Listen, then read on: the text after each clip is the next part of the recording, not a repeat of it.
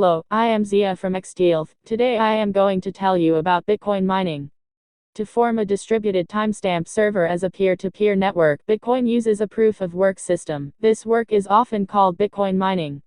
Requiring a proof of work to accept a new block to the blockchain was Satoshi Nakamoto's key innovation.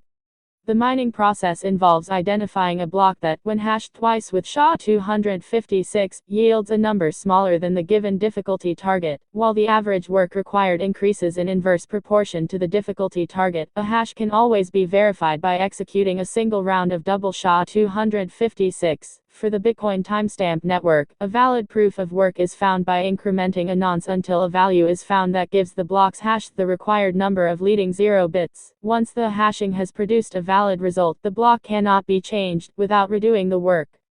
As later blocks are chained after it, the work to change the block would include redoing the work for each subsequent block. If there is a deviation in consensus, then a blockchain fork can occur.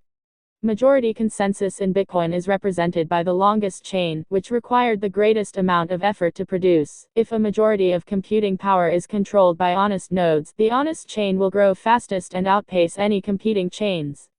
To modify a passed block, an attacker would have to redo the proof of work of that block and all blocks after it, and then surpass the work of the honest nodes. The probability of a slower attacker catching up diminishes exponentially as subsequent blocks are added.